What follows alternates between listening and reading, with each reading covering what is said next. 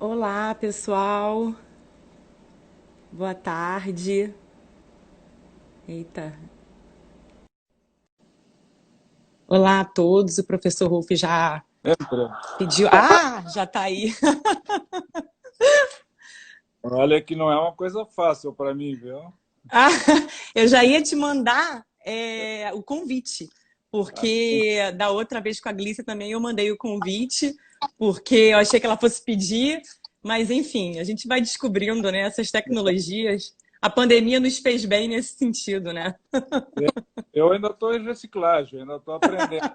Vou cuidar sempre. Não, mas está dando certo, né? Isso que importa. Boa tarde a todos.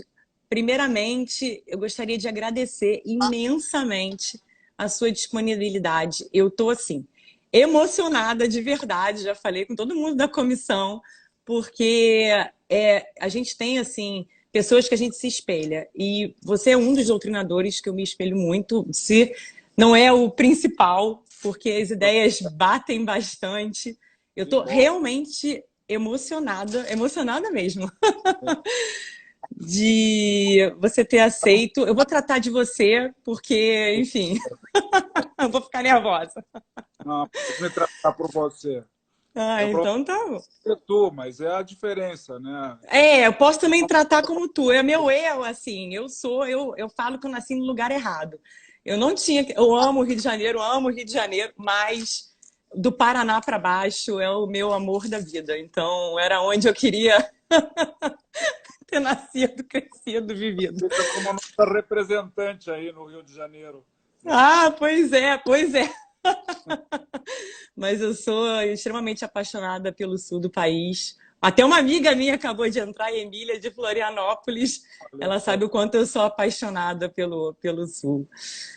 que bom. Professor, Diga. então vamos. Se cair, a gente põe de novo. E se der uma hora, a gente volta para se despedir. Enfim, ela mandando para dar oi para Santa Catarina. Oi, Santa Catarina, que saudade! É, eu acho que não precisa apresentar o senhor. Todo mundo te conhece, né? É, não precisa. Não Olha, precisa. não. Vamos entrar. Gente, vamos entrar direto, né? Está me Mas ouvindo? mais uma vez, estou ouvindo super bem. Eu espero que todos estejam ouvindo nós bem. Se alguém não estiver escutando, por favor, sinalize, mas eu acho que o som está muito bom. E, enfim, esse tema é extremamente complexo, divergente, complicado. Toda vez que a gente fala de alimentos, é sempre uma discussão sem fim, né? Porque envolve. Eu estava até conversando com uma cliente agora, porque é um acordo de alimentos. Então, realmente, tudo que envolve alimentos envolve dinheiro, envolve o fim de um relacionamento, envolve filho, envolve mágoa, envolve uma série de coisas. E muita gente utiliza de meios judiciais para poder, enfim, atingir a outra parte. Uhum. E quando a gente fala de alimentos, a gente entende que muitos entendem que tem que pagar, não tem jeito, tem que pagar. Você acha que o quê? Que é de graça o filho? Mas quando eu ouvi a sua palestra no seminário, no congresso do IBDFAN de Búzios, em 2018, falando de alimentos e esforço, eu realmente fiquei encantada, porque eu penso exatamente dessa forma. Acho que a gente tem que demonstrar minimamente o esforço dentro daqueles alimentos a partir do momento em que não há mais o poder parental, né? Não há mais autoridade parental sobre aquela criança. E entender também que, mesmo sendo companheira de uma vida inteira ou companheiro de uma vida inteira, nem sempre os alimentos têm que ser utilizados como forma de litígio, de briga, e só porque viveu 40 anos e agora a pessoa está com outra pessoa, então eu vou puni-la. Então, acho que a coisa é meio que por aí. E, Sim. enfim, eu anotei algumas coisas aqui que eu li num artigo seu sobre dever alimentar, obrigação de sustento, e de repente a gente podia partir daí para chegar à explanação total, mas a live é toda sua. Então, deixa eu fazer uma introdução, porque Uhum. eu gosto muito de usar o tempo da minha vida, ou a experiência de vida, para, às vezes, fazer reflexões a respeito daquilo que eu tive como experiência pessoal e profissional, né? E no direito de família, onde eu já estou trabalhando há 41 anos com exclusividade, família e sucessões, eu sou de um tempo da minha formatura, 1978, em que os alimentos eram regidos pela Lei 5.478, né? Que é a lei dos alimentos, e muitos a utilizam até os dias atuais. Mas naquele tempo a cultura era completamente diferente, ou seja, as mulheres não trabalhavam, não existia uma Constituição Federal de 1988 que iniciou uma cultura de igualdade, de paridade entre os gêneros sexuais. Claro que essa igualdade ainda é uma conquista a ser alcançada, mas já mudou muito desde 88 para cá. Mas a grande realidade é que aquela lei dos alimentos a 5.478, de 1968, em que dizia que mulheres sempre tinham direito aos alimentos e só não receberiam se não quisessem e se dissessem por expresso que não queriam alimento. Obviamente que essa lei está fora do tempo. Obviamente que é uma lei absolutamente esvaziada e quem se sustenta nela está tão atrasado quanto a lei no tempo se atrasou, né? Ela serviu para aquela época. Então, hoje, talvez a gente pudesse fazer, para esclarecer para aqueles que nos estão ouvindo, nós podemos dividir os alimentos na linha horizontal e na linha vertical, dizendo que alimentos na linha horizontal são os alimentos devidos entre cônjuges e companheiros. E alimentos verticais são alimentos... Perdão, vou refazer. Alimentos horizontais são aqueles devidos entre cônjuges e conviventes e irmãos. E os alimentos verticais são aqueles devidos entre filhos, pais e avós. Então, essa é a grande distinção e esse é o nosso primeiro ponto de partida. Mas voltando um pouco ainda à fase histórica, então, quando eu me formei lá em 78, como disse, só existiam 3 categorias de mulheres que não eram criadoras de alimentos, e eram as chamadas mulheres do avental branco, que eram aquelas que trabalhavam naquela época. As professoras de escola, de colégio, as empregadas domésticas e as enfermeiras.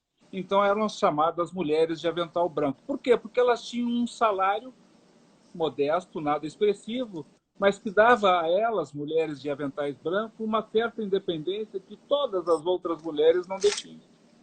E aí, então, esta cultura de que as mulheres eram destinadas às tarefas domésticas, às tarefas da casa, ao cuidado do marido e dos filhos, tudo isso começou a desmoronar a partir de 1988, quando então se deram conta de que nós temos muito mais para produzir, homens e mulheres, fora de casa do que efetivamente dentro de casa. E que chegamos a um estágio tal que seria um crime qualquer genitor, qualquer pai, educar as suas filhas para serem donas de casa, para serem mães e esposas. Evidentemente que a realidade que nós vivenciamos hoje nos demonstra que as mulheres estão, e não poderia ser diferente, ocupando os seus necessários e devidos espaços na vida pessoal e profissional. Tanto que os relacionamentos hoje, que já não são para toda a vida e que são por algum tempo, eles não começam tão cedo como começavam na minha época e muito mais cedo em épocas anteriores,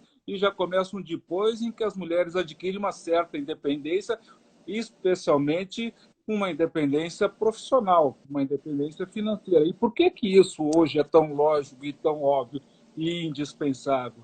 É que, em realidade, as pessoas sabem porque os comportamentos dos tribunais também têm se aprimorando.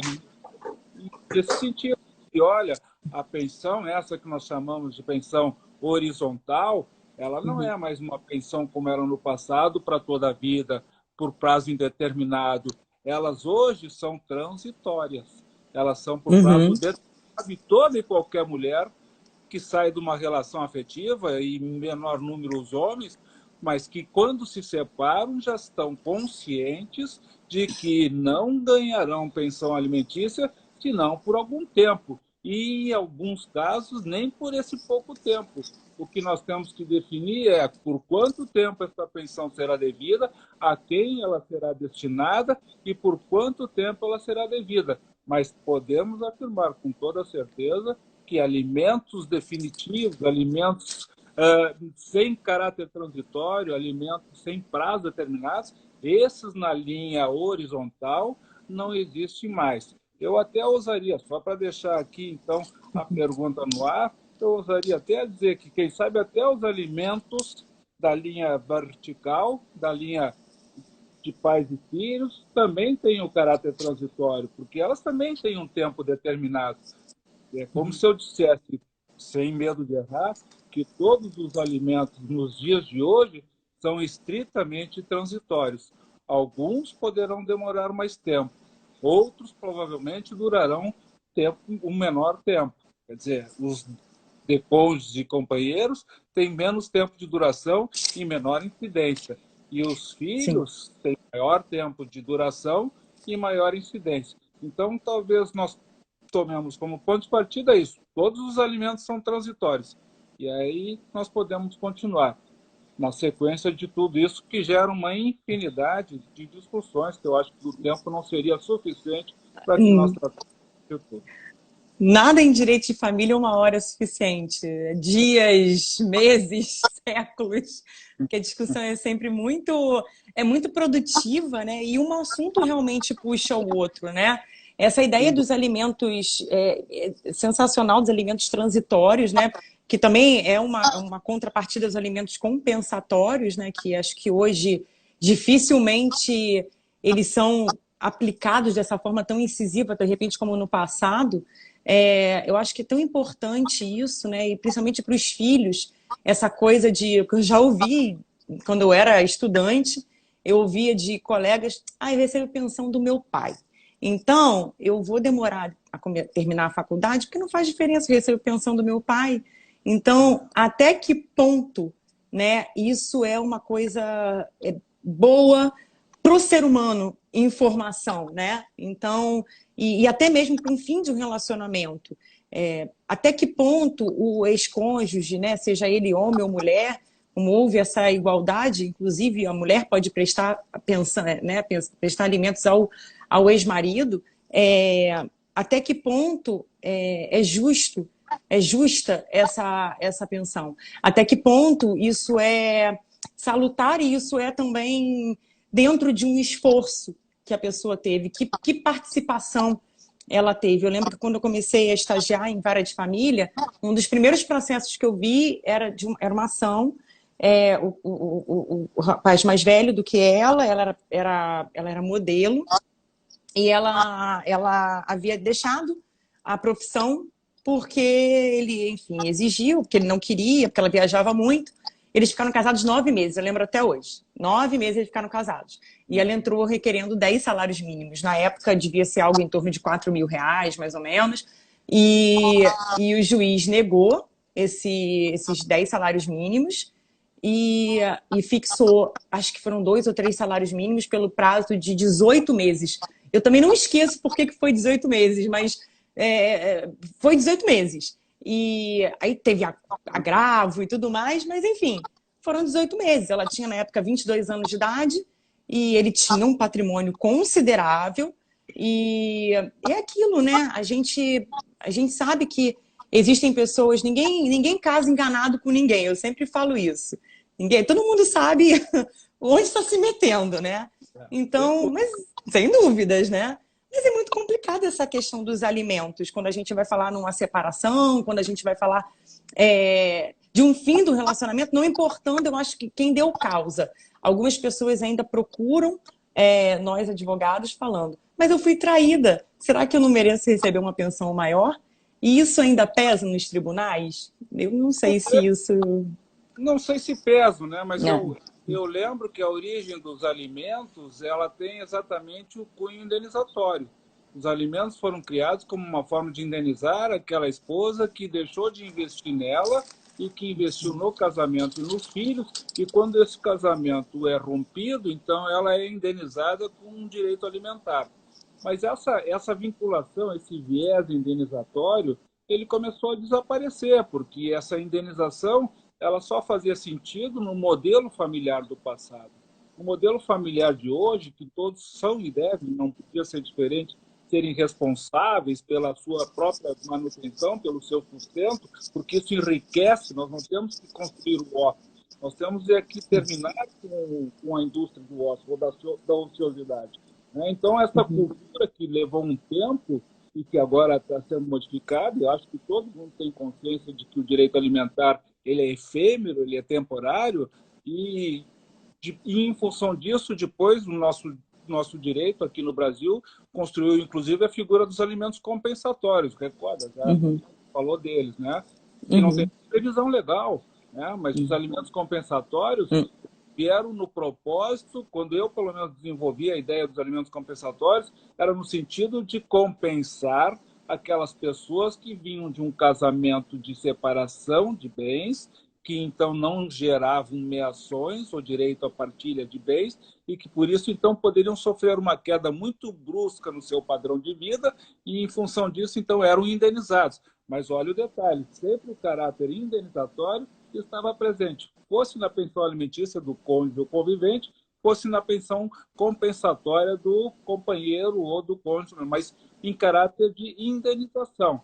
O que nós até podemos aceitar é que, em algumas situações, se faça presente essa possibilidade de se estabelecer alimentos transitórios, quando o casal que se separou é jovem, tem atividade profissional, apenas que estava desvinculada, fora do trabalho, porque se dedicou a pedido, às vezes, do próprio marido aos cuidados da casa e dos filhos. Tudo bem, essa pessoa vai precisar retornar ao mercado de trabalho, mas tem uma coisa estranha. Qual o tempo que essa pessoa precisa para retornar ao mercado de trabalho? Isso ninguém disse, isso ninguém fez nenhum estudo sério ou uma pesquisa de mercado para saber quanto tempo alguém leva para retornar ao mercado de trabalho. E aí, então, nós encontramos as mais variadas decisões. Essas pensões de caráter transitório, elas estabelecem lá, alguns dizem até o fim da partilha, outros por 2 anos, outros por 18 meses. Tenho visto muita decisão fixando em 18 meses. Mas a explicação que tem, onde é que ela está? Nada justifica, não é uma sustentação que diga que é 1 ano, 6 meses, 18 meses ou 24 meses. Quem fez um estudo sério a respeito disso foram os ingleses, que fizeram pesquisa a respeito de pessoas que exerciam o trabalho e que deixaram de trabalhar porque casaram. Essas pessoas verificaram, os ingleses nos estudos que fizeram, de longa duração, que uma pessoa que deixou o mercado de trabalho, por exemplo, que era formada em direito, tinha o seu escritório de advocacia, estava recém-iniciando, quando então casou e deixou de trabalhar, esta pessoa, quando se separa, ela leva no mínimo para retornar à situação inicial, que quando começou, lá do começo da sua advocacia, ela levaria 10 anos para recuperar o mercado de trabalho que ela deixou para... Bom, mas 10 anos é um estudo científico, quer dizer, é um estudo que demonstra que as pessoas que pararam de trabalhar ficaram para trás e foram superadas e atropeladas pelos que vieram depois. E aí perderam o mercado de trabalho. Pode ser que levem 10 anos para recuperar o mercado de trabalho, mas ninguém no Brasil vai dar pensão transitória por 10 anos. De sorte que as pessoas precisam saber que elas entram nessa relação com a possibilidade de ter que passar a viver sob suas próprias expensas no dia seguinte ao do divórcio. Sim, isso, e é aquela coisa, a gente também teve essa análise do direito em inglês, a gente coloca numa sociedade britânica que é completamente diferente, não completamente, mas enfim, tem as suas nuances diferentes, né? A gente aqui acaba que vive realidades, às vezes, bem distintas, né, dessa recolocação em mercado de trabalho. E a gente, por exemplo, hoje está passando por uma situação que ninguém nunca previu na vida que iria passar. Como se recolocar no mercado de trabalho no momento de pandemia. Até a Solange Correia escreveu isso sobre o pós-Covid, né? Como fazer agora essa adequação no momento onde a pessoa está afastada do mercado de trabalho. Não sei se vai conseguir, porque tudo depende da sua área, depende da sua especialização. Hoje, por exemplo, os funcionários da área de saúde, o que eles mais querem é que tenha funcionários da área de saúde para atuar na linha de frente. né? Até os conselhos fizeram tem que se inscrever em curso, tem que se voluntariar em alguns conselhos, mas quem não tem esse viés da área de saúde, que é, de repente, que seja faxineiro, advogado, um eletricista, um engenheiro, de repente, nesse momento, não vai conseguir se recolocar. Como fazer esse cálculo? Como chegar a um denominador comum? Isso eu acho que ainda é um grande desafio para o judiciário, né? Sem dúvida nenhuma. Quer dizer, na realidade, os conceitos que a gente está tratando não são conceitos para esse momento transitório, em Não. tempos de coronavírus. Essa é uma experiência que ninguém passou até os dias de hoje, pelo menos nos últimos séculos. Então, esta é uma experiência que nós estamos absorvendo e vamos, evidentemente, tirar dela muitos conhecimentos e um aprendizado em comum. Mas hoje não se pode dizer que alguém vai poder voltar ao mercado de trabalho porque não há mercado de trabalho. Não. Travou, acho que eu vi. Salvo algumas situações muito específicas, né? Mas não há mercado de trabalho. Também não se pode falar, por exemplo, mal comparando, em separação de corpos compulsória, porque eu não vou ter onde colocar o corpo conjugal. Não existe um lugar onde ele possa se abrigar. Não é o momento próprio nem para realocar no mercado de trabalho e muito menos para que a pessoa também passe saia de casa compulsoriamente. Então, esse momento singular é um momento que, infelizmente, nós teríamos que trabalhar aí com uma certa compreensão e uma certa solidariedade. Uma solidariedade que, às vezes, tem que ser buscada através de um novo viés que os próprios advogados têm que construir, porque eles têm que se dar conta que é aquela ânsia do litígio, que é muito natural dos ressentimentos próprios do direito de família, que agora, então, é momento de buscar novas soluções, de mediar. Então, hoje, os advogados precisam ser verdadeiros mediadores, porque eles precisam procurar soluções concretas, específicas, que adequem às dificuldades que sempre existiram, de colocar alguém para fora de casa ou de alguém voltar ao mercado de trabalho. Só que em tempos normais, os nossos sentimentos pessoais e a nossa solidariedade humana, quando se está com um ódio muito grande do fim de uma relação, ele não aflora, ele não deságua. Mas agora não se trata de uma situação específica e pessoal, se trata de uma realidade de dificuldade para todas as pessoas. Então, os nossos conceitos, eles provavelmente eles precisam ser colocados no momento certo, que é o pós-pandemia. Então, aí sim, se pode falar de retorno ao mercado de trabalho, de tempo necessário para isso, mas acho que a maior lição não é exatamente o que nós vamos fazer depois. Para mim, a maior lição, e até porque a chamada da nossa live é em relação ao esforço, talvez exatamente isso. A maior lição, ou o maior aprendizado, o que todos nós temos que absorver, os nossos filhos e aqueles que estão crescendo, os que estão aprendendo, e esse é um novo ensinamento também nas faculdades, é que esse direito alimentar, ele hoje tem uma nova configuração.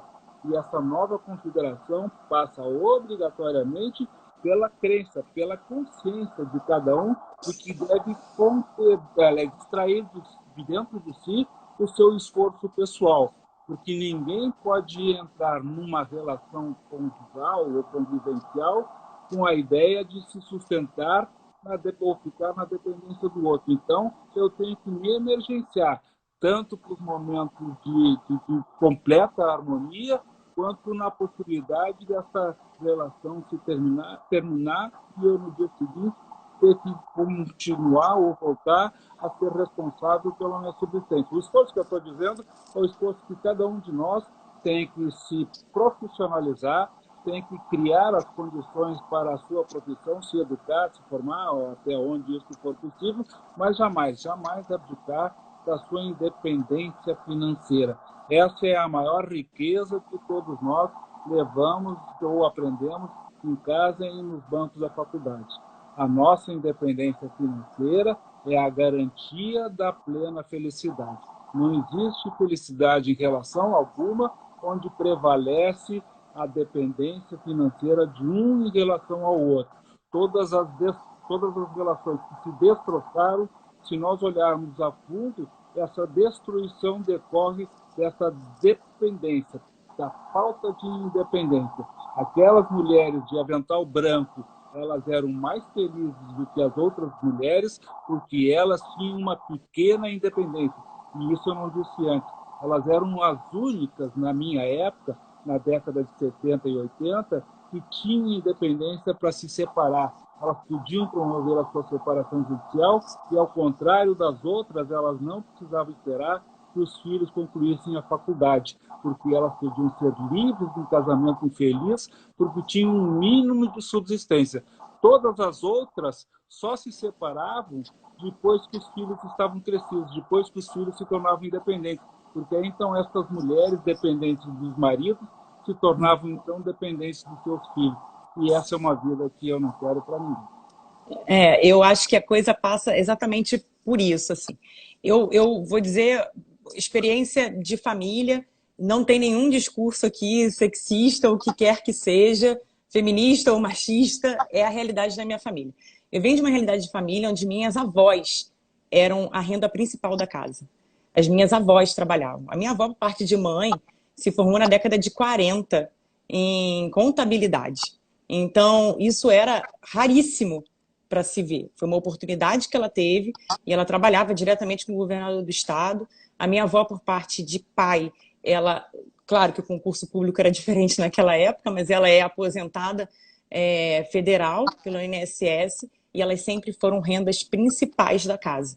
Então, a minha mãe sempre trabalhou, isso era inegável. A minha avó falava uma coisa para minha mãe, que minha mãe fala assim, meu Deus do céu, é a visão da época. Ela falava assim, duas coisas que ela falava. O melhor marido de uma mulher é o seu emprego. É a primeira coisa que ela falava. E a outra coisa que ela falava era, vocês não vão ser funcionárias públicas, vocês vão ser professoras, porque professor pode trabalhar e ter filho. Bom, minha mãe é professora de faculdade de colégio público, né, estadual, se aposentou, trabalhou 40 anos para o estado, professora de geografia, mas ela, quando eu fui fazer faculdade, ela falou, você pode ser o que você quiser, menos professora. Bom, como é que muda, né? Vai adequando muito, a sociedade ela muda agora.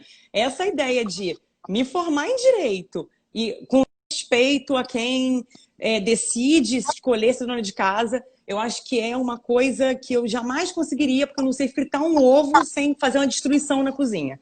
Então, eu não sirvo para isso, admiro quem é assim, mas eu não sou assim. Então, assim, eu acho que a gente tem que ter o mínimo da nossa independência. Eu fiz direito porque eu amava o direito. Eu atuo em direito de família porque eu amo o direito de família. Então, para mim, é uma coisa muito surreal não trabalhar. É uma coisa muito fora da minha... Eu não me imagino não trabalhando. E são coisas assim que a gente vai vivendo e quem nos conhece acha...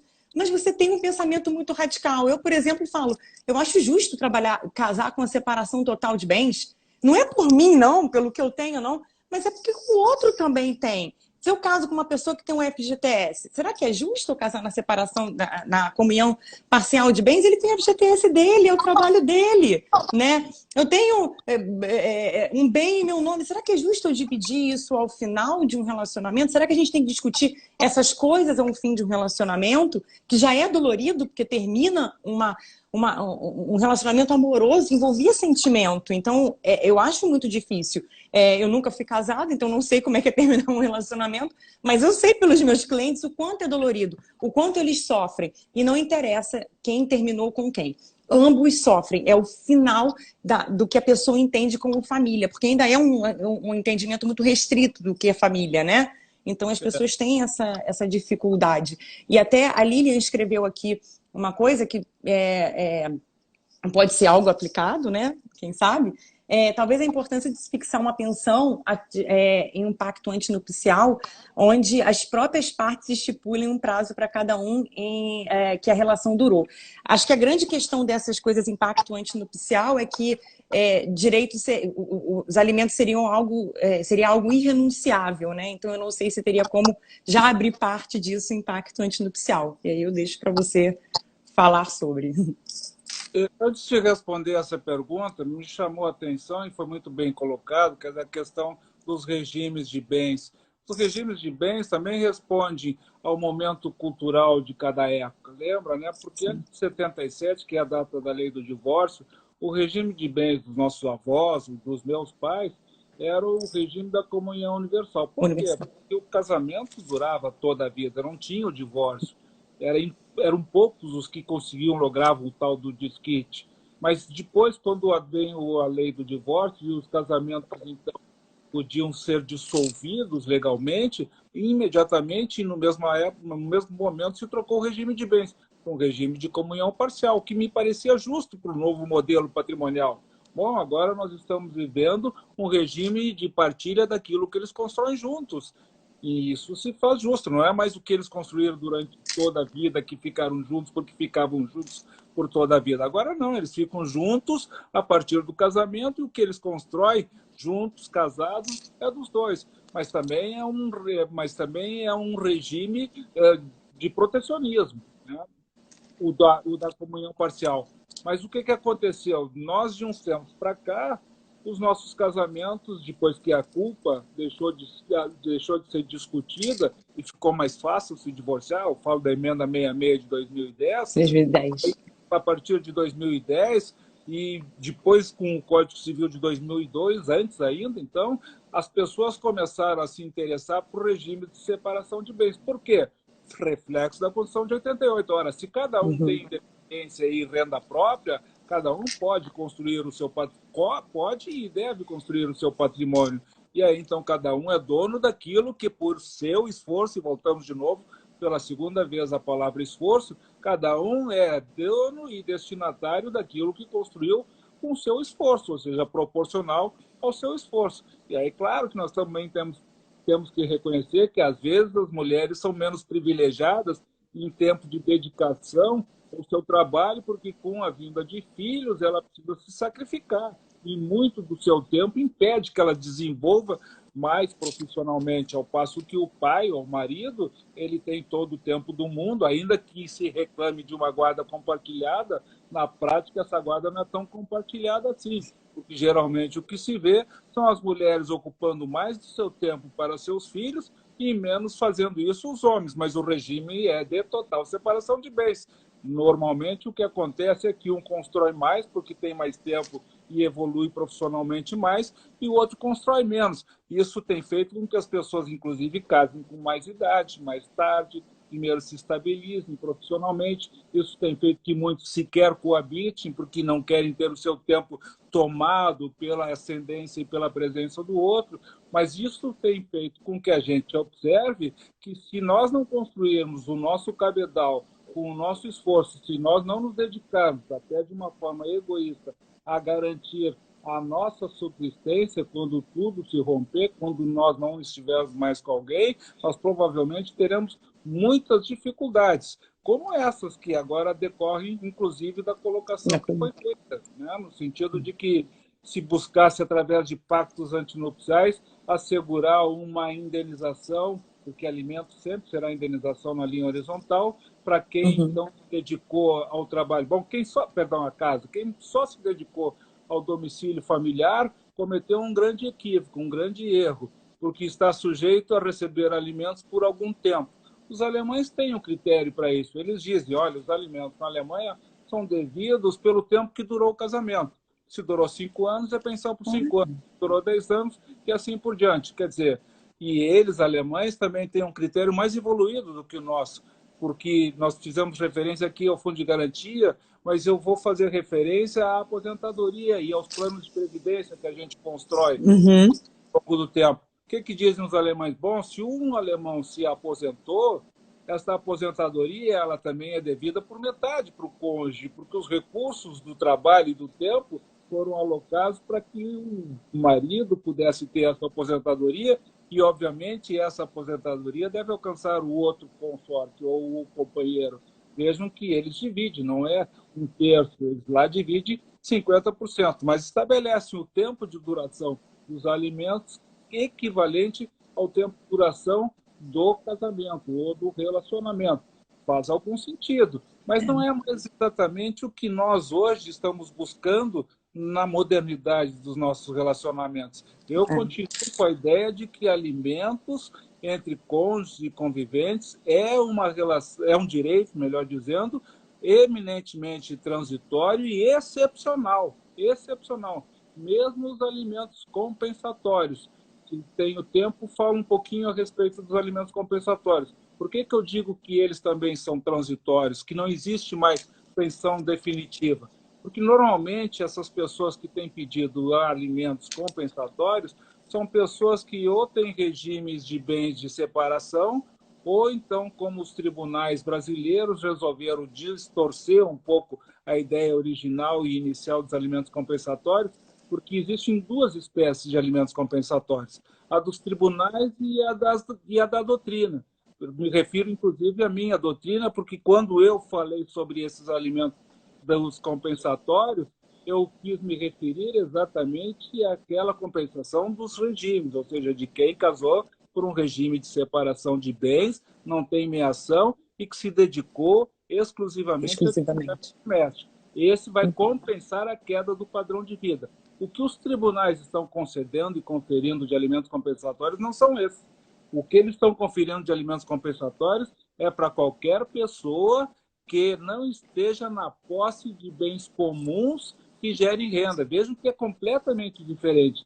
A minha ideia de alimentos compensatórios, e que eu busquei no direito europeu, e que ele está desenvolvido no direito europeu e na América Latina também, é completamente diferente dos alimentos compensatórios dos tribunais brasileiros. Esses alimentos compensatórios dos tribunais brasileiros foi uma ressuscitação do artigo 4º da Lei 5.478 da Lei dos Alimentos, que já dizia que se o regime fosse de comunhão universal de bens, o cônjuge que não trabalha ganharia uma parcela dos rendimentos daquela empresa. E foi isso que eles ressuscitaram. Deram alimentos compensatórios em caráter patrimonial, pelo uso exclusivo dos bens rentáveis. Nada a ver com os outros, que são os da queda do padrão de vida por ter sido dona de casa e por ter cuidado dos filhos e por ter tido um regime de separação de bens. Se o regime é de separação de bens, vejam que crueldade. Esse que mais precisa é o que não vai ganhar. Não estou dizendo que aquele que ficou destituído do seu patrimônio rentável também não mereça, né? Mas são situações distintas. Mas, de qualquer sorte, uma e outra sempre tem um tempo de limitação, e vai terminar com a partilha dos bens. E tem uma outra situação muito interessante, que às vezes as pessoas não pensam. Esses alimentos compensatórios dos tribunais são alimentos compensatórios que podem ser, como o nome está dizendo, compensados depois, ou seja, restituídos. Restituídos. Restituídos, que é algo também muito misterioso e que me permite dizer assim, bom, nós falamos de alimentos, mas nós estudamos alimentos na faculdade como se nós estivéssemos em 1968. Nos ensinam o direito alimentar de 1968. Alguns ainda usando a Lei 5.478 como se vivêssemos nos dias de hoje, aquela realidade do passado. E nós temos hoje uma realidade completamente diferente. Não existe pensão alimentícia. Pensão alimentícia, só quem ganha são os filhos menores e incapazes. Os outros ganham alimentos ou transitórios ou compensatórios, que é uma indenização e não uma subsistência. Essa é a grande diferença e essa é a realidade, no meu modo de ver, que nós temos que nos colocar e absorver os questionamentos a partir daí. Porque só o que nós vamos ver daqui para frente é cada vez mais um âmbito de independência. Cada vez mais nós vamos depender menos dos alimentos fixados pelos tribunais e menos teremos os tribunais, cada vez menos, fixando alimentos em termos horizontais, né? E inclusive os compensatórios, que eu não terminei de dizer. Os compensatórios também só serão devidos por algum tempo. Por quê? E aí vou usar pela terceira vez a palavra esforço, para mostrar, ainda que indiretamente, que o esforço está vinculado a todo e qualquer tipo de direito alimentar. E aqui nos alimentos compensatórios, né, em que o cônjuge não trabalhava e não tem um regime de bens que favoreça, porque é de separação de bens, até esse cônjuge terá alimentos compensatórios temporários. Por quê? Porque depois de algum tempo ele precisa provar que se esforçou de alguma maneira para para tentar. conseguir buscar trabalho. Porque o que acontece, a realidade que a gente está verificando nos dias de hoje, é que as pessoas se acomodam. Porque se eu ganho uma pensão alimentícia sem trabalhar de R$ 2.000, e se eu vou para o mercado de trabalho e o mercado de trabalho me paga R$ 1.000, Uhum. é preferível não trabalhar e ganhar dois sem esforço. E aí o esforço que vai ser usado é o esforço do ex. Por quanto tempo esse esforço pode ser exigido do outro? Por 1 ano, se a relação durou 2, por 2 anos ou por 10 anos, ou se a relação durou 6 meses e aí essa obrigação dura 3, 4, 5, 10 vezes mais do que eles ficaram juntos, as injustiças pululam nessas situações. Nós temos é que Sim. ter alguns critérios que partem, no meu modo de pensar, exatamente disso. Nós temos uma obrigação nata, isso é uma obrigação de cada um de nós, de trabalharmos, de lutarmos pela nossa subsistência pessoal, em qualquer tempo, sem nenhuma acomodação, sem nenhuma, né, sem nenhuma zona de conforto, porque isso é uma ofensa à nossa dignidade pessoal. Eu sei que é melhor ganhar 2.000 de pensão do que 1.000 de salário, mas a nossa dignidade e a dignidade de quem nos sustenta, ela precisa ser confrontada no tempo e de acordo com o meu esforço. Se essa pessoa que não se esforça para buscar o seu próprio ganho, então essa tem que ter os alimentos revogados ou exonerados. E isso tem sido também uma outra tendência. E chamo para uma curiosidade, porque faz parte da nossa realidade. Hoje em dia, os tribunais ainda não exoneram o credor de alimentos compensatórios, porque eles dizem que o ônus da prova é do que pede a exoneração. Como é que quem paga alimentos vai provar que o outro não procurou trabalho, que o outro não encontrou locação? Isso é prova diabólica, não existe. Por isso, Exatamente. nós temos que usar a reversão do ônus da prova do artigo 373, parágrafo 1º do Código de Processo Civil, que se aplica, sim, a essas situações. Aquele que é credor dos alimentos e que está numa zona de conforto, ele é que vai ter que provar no processo que ele se esforçou e realmente procurou alguma colocação no mercado de trabalho. Falo em tempos normais, não de coronavírus. E que procurou alguma colocação no mercado de trabalho e que realmente não encontrou. Não é aquele que vai na justiça e diz, olha, deixei meu currículo aqui e acolá e não se tem prova disso, que nem ela procurou saber se tinha alguma colocação. É aquele que tem que demonstrar que fez todo o possível para conseguir o trabalho e não conseguiu. Porque se ele não demonstrar, sendo dele o ônus da prova, de que se esforçou para encontrar o trabalho, ele vai perder o direito alimentar por aquilo que nós também já vimos em julgamentos do STJ, que é a mudança da situação anterior, ou seja, o fato novo. Qual é o fato novo se alguém continua dependendo de pensão alimentícia e não encontra trabalho? O fato novo é que ela não se esforçou em procurar o trabalho e que se acomodou. Então, o fato novo é exatamente esse. Justifica a exoneração dos alimentos porque não se esforçou em buscar trabalho pessoal e liberar o outro de uma obrigação que não pode ser eterna. Eu não tenho muito mais o que falar, porque a aula está dada, né, gente?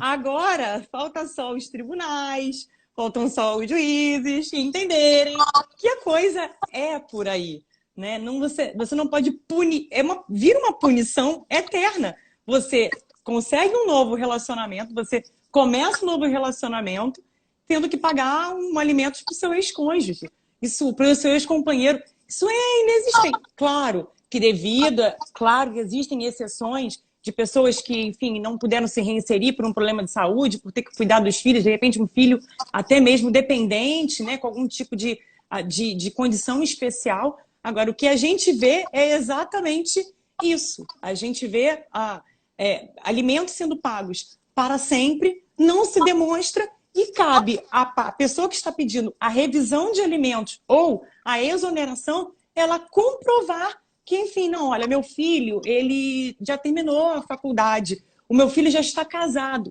É inadmissível, eu já peguei como conciliadora casos de filhos de 30 e poucos anos, que aí, enfim, é um problema realmente que você vai buscar a base disso, é uma falta de de convivência desse pai com esse filho ao longo da vida, que faz com que eles não se comuniquem e só virem aquele pai provedor, né? Volta-se a família ao direito patrimonial novamente, onde a gente já está saindo disso, indo para o direito, indo para a família afetiva, né? Mas a gente volta ao direito patrimonial ainda, né? A família patrimonializada ainda, para poder continuar pagando a pensão daquele filho de 30, 28, 30, 32 anos. E fica o juiz, não tem que localizar a parte, mas ela tem que dizer se ela não está fazendo faculdade. Mas, gente, 30 anos de idade, ainda que esteja fazendo faculdade. Não é mais para fazer faculdade, tem que trabalhar, entendeu? E atrasa a vida do próprio credor de alimentos. Porque o que essas pessoas fazem? Simulam relações que são relações estáveis só para não perder o direito alimentar. Ou seja, poderia ser mais feliz e assumir uma vida nova, um novo relacionamento, mas faz isso às escondidas para que o ex não descubra que ela já tem um atual companheiro que fica sendo um eterno namorado só para não perder os alimentos do ex-marido. Isso, aí, de novo, eu tenho falado nas lives ultimamente que um grande e novo desenvolvimento do ramo do direito de família que precisa ser agora sim desenvolvida, eu usei a palavra equivocadamente antes, precisa ser desenvolvida por nós que trabalhamos com o direito de família, é a história do abuso do direito de família. Essa é uma situação extremamente abusiva daquele que nem busca o seu próprio sustento ou que dissimula e simula a existência e a ocorrência de ingressos que ele já tem e que ele não abre para que não perca os alimentos que são pagos pelo outro de uma forma indevida. Inclusive, eu desenvolvo nas minhas petições uma tese para essa situação de abuso do direito. Ainda que se diga que os alimentos são incompensáveis, eu tenho uma tese de que a incompensabilidade ela é relativa, ela não é absoluta. Algumas situações implicam em que esses alimentos sejam sim devolvidos, sejam sim compensados. E cito alguns exemplos, como o de uma mulher que é credora de pensão alimentícia, vamos usar a expressão antiga, e que já tem um novo companheiro. E não fala, não informa, não conta da existência desse novo companheiro. E, aliás, usa o processo de exoneração, posterga o processo de exoneração no tempo, só para se favorecer das pensões pagas, na crença de que os alimentos são incompensáveis. Este é um verdadeiro abuso do direito. No momento em que ingressou a ação de exoneração, porque ela tem outro relacionamento, ela deveria reconhecer e abrir mão dos alimentos dali para frente. Se não faz isso e usa o processo como forma de enriquecimento indevido, óbvio que esses alimentos precisam ser restituídos. Por quê? Porque foram recebidos de uma forma totalmente abusiva. Sim. E, por conta disso, então, as minhas petições, na inicial consta que, a partir da citação, esses alimentos têm que ser restituídos, porque foi com a citação que ela soube que estava sendo proposta a exoneração. E era o momento que ela tinha de, com boa fé e não com malícia, abrir mão. Né? A própria súmula, a súmula 621 do STJ, se eu não me engano, 621, que eu sou meio ruim para número de artigos e súmulas. Mas o que acontece? A súmula veio, disse que retroage a citação, seja a revisão, exoneração ou a própria ação de fixação de alimentos, mas ela não colocou o caso da repetibilidade, né, dos alimentos. Então faz com que eu vou ter que instruir meu cliente, então não paga. Se tiver que pagar, você vai ter que pagar lá para trás. É melhor não pagar, porque se for exonerado, você já pagou, você não pode pedir de volta, e é esse que é o erro. Por isso que deveria aceitar a possibilidade da restituição, por conta do enriquecimento indevido do artigo 888 do Código Civil. É óbvio, tem espaço para isso. É que eu acho que nós temos que requerer mais. Né? Eu concordo. Na revisão desse direito de família. Não está mais como, né, se valer de uma lei de 1968 para regular as situações do dia de hoje, dos dias de hoje. E não sei se nós ainda temos alguns minutinhos. Temos 10 minutos. 10 minutos. Bom, eu acho que, além dessa ideia do esforço, né, que é preciso demonstrar até no filho, por exemplo, que ganha alimentos, né, o filho que é estudante universitário ou que ainda estuda, que já tem 18 anos e que é estudante. Não basta ele ser estudante a partir dos 18 anos.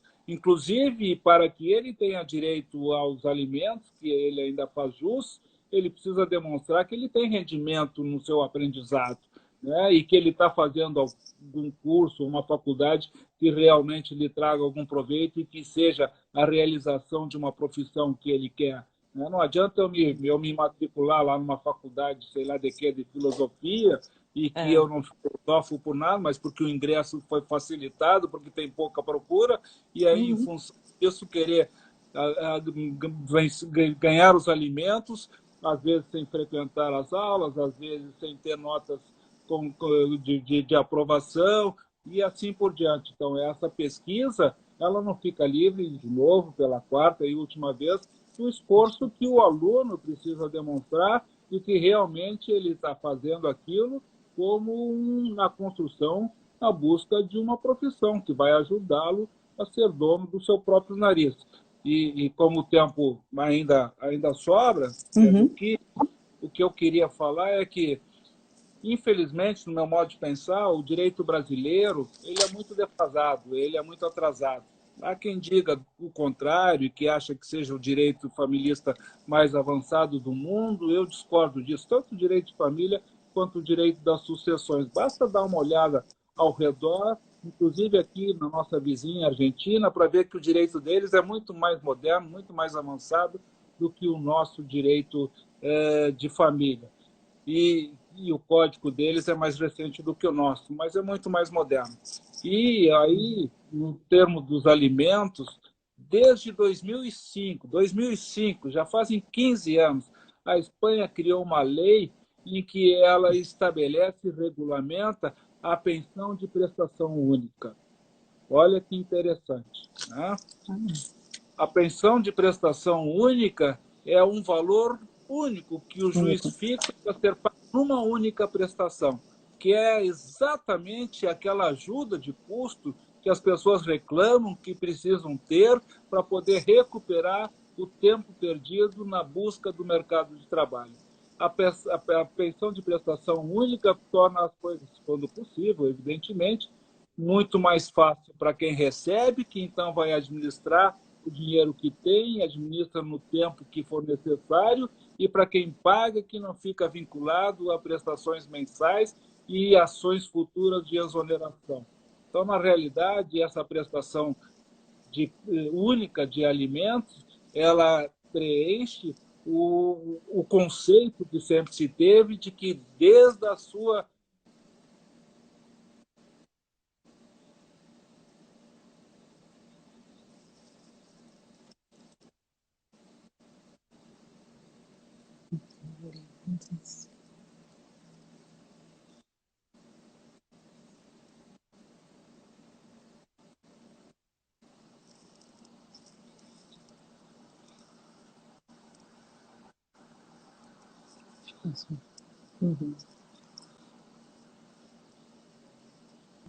que estava a seu alcance, ou se não fez nada, porque esse foi um arranjo, um acerto do casal, isso tudo precisa ficar demonstrado para que se estabeleça se essa indenização será devida, e se for devida, a tendência é exatamente essa, de que seja paga uma prestação só, né? Como já acontece, melhor dizendo, em relação aos alimentos compensatórios, que podem ser pagos numa única prestação.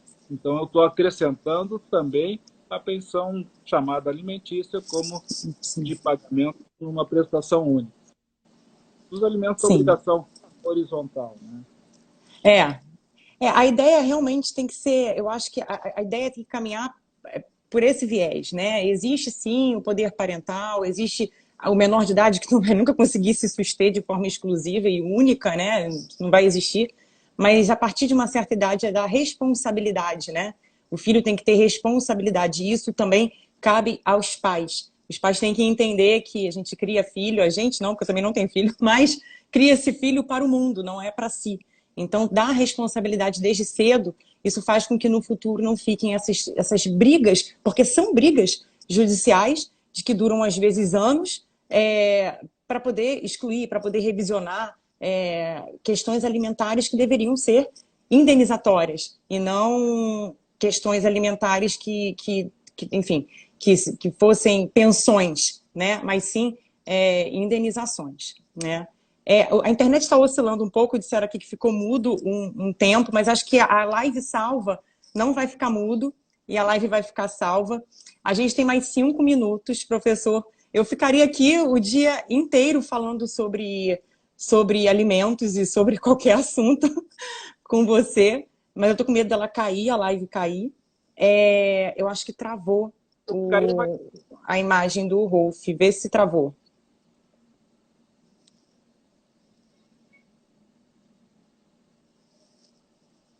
Rolf, eu acho que a sua... Eu acho... Agora foi. Agora... Eu tô te ouvindo agora. Agora foi. Agora foi. É porque ficou ruim, travou e não aparecia nem seu som nem sua imagem. Mas agora foi. Agora foi. A estabilidade do home office, né? Outra coisa trazida pela Covid, né? Mas, enfim, gostaria... primeiramente... Pode falar. Uhum.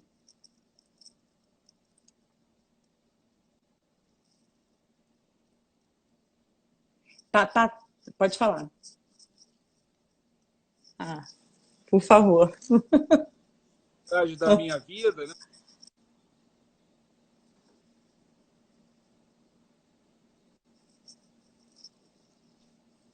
A vida toda, que ele não me forçasse, que ele não me cobrasse, etc. E aí,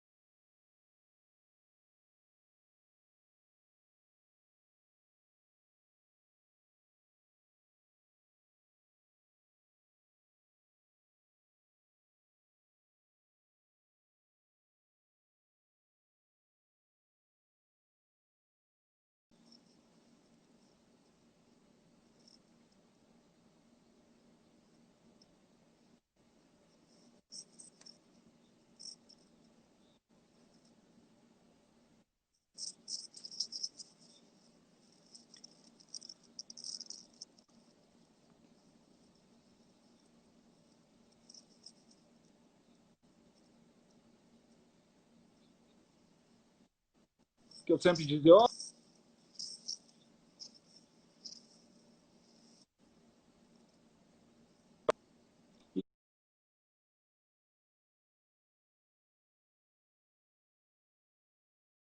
e fiz todo o esforço que eu fizesse, só que eu não tive a oportunidade de mostrar para ele esse esforço e no que ele resultou.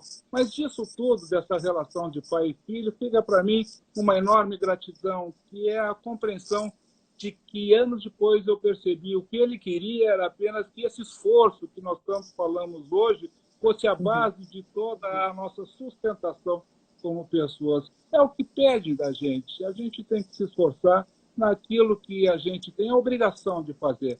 O esforço de cada um de nós é a construção, inclusive.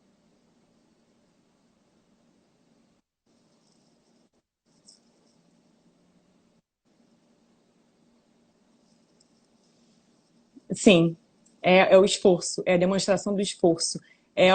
Isso não é indigno a ninguém demonstrar o esforço, né? Tá me ouvindo agora? Falta 1 minuto e 50 para acabar a live. Eu fui avisada agora aqui no computador. Tá me ouvindo? Eu tô te ouvindo. Eu tô te ouvindo. Tá ruim. O final, 5 horas é hora das lives gerais. Então, enfim. Vou agradecer, porque eu tô com medo que caia a live, tá travando muito. Gostaria de agradecer imensamente a sua disponibilidade de estar aqui conosco, de passar esses ensinamentos, que eu vou assistir novamente a live, porque eu fiz um monte de anotação aqui, eu vou anotar tudo novamente, porque foi uma aula, e é muita gratidão mesmo por ter se disposto a fazer essa live para a nossa comissão. Agradeço o nome da comissão, a comissão toda praticamente aqui presente, a presidente Rafaela, todos os integrantes, a Glícia também passou por aqui, o nosso presidente aqui da aba regional do Rio de Janeiro, o Marcos Criciúma, também passou, e enfim, vários amigos, muitas pessoas queridas. E Rolf, muito obrigada. Eu acho que eu vou viver a vida inteira e não vou acreditar que que a gente pôde trocar essa ideia e eu gostaria já de te convidar para uma próxima, por favor.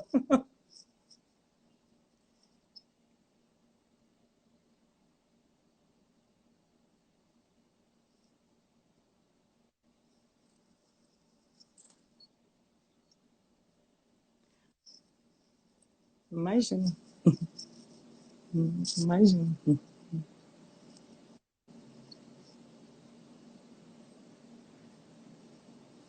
Ah, muito. Tá travando muito.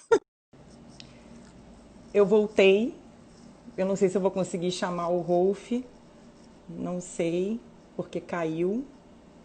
Agora eu tô brigando com o meu. Ah, ele voltou. Peraí. Ai, meu Deus do céu.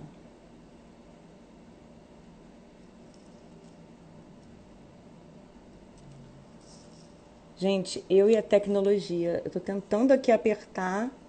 Foi. Os dedinhos gordos. Peraí que ele tá voltando. Pronto. A live, claro, desligou na nossa cara, né? Mas a gente volta para se despedir. Não, parabéns pelo trabalho, pela condução da live. Fiquei muito satisfeito com a condução dela. Não, eu que agradeço, porque assim, eu falei, eu vou viver 1000 anos e não vou acreditar, porque eu falei isso com o pessoal da nossa comissão, quando você aceitou, eu falei, gente, eu tô achando que não é ele, que não é possível. Realmente uma honra imensa para nossa comissão e particularmente para mim, porque eu admiro muito o seu trabalho, acompanho e sou muito fã. Tudo isso, o que você falou, é tudo que eu concordo, é tudo que eu tento militar. Até como conciliadora, numa audiência de conciliação, não pode puxar para um lado nem para o outro, mas fazer com que as pessoas entendam, né, que não é o fim do relacionamento, a vida de ninguém acabou, a vida continua. Sim, certas coisas precisam ser colocadas num patamar, num liame para se continuar a vida, afinal houve uma ruptura, mas a gente tem que entender que nós temos que andar pelos nossos próprios, temos que andar pelos nossos próprios pés, né? E os filhos entenderem isso, os ex-maridos, ex-mulheres, o que quer que seja, né? Entendam isso, né? Que a gente tem que comprovar esforço, que a gente tem que demonstrar qual a nossa função na vida, né? Depender do outro ou ser independente? Então, eu acho que a coisa funciona por aí. Claro que existem exceções, ninguém aqui está dizendo que a mulher é uma caça-dote. Não existe isso, afinal, todo mundo casou sabendo as regras do jogo. Então, não tem essa. Agora, existe sim a necessidade de se demonstrar, sim, o esforço e a dependência. Porque se ela não existe, não há por que subsistir uma pensão. Ah, mas ele é o Neymar, ele ganha 1 milhão por mês. Não interessa, é ele que ganha 1 milhão por mês, não é você. Então, acho que a coisa funciona por aí. Faça igual para ganhar 1 milhão também. Exato.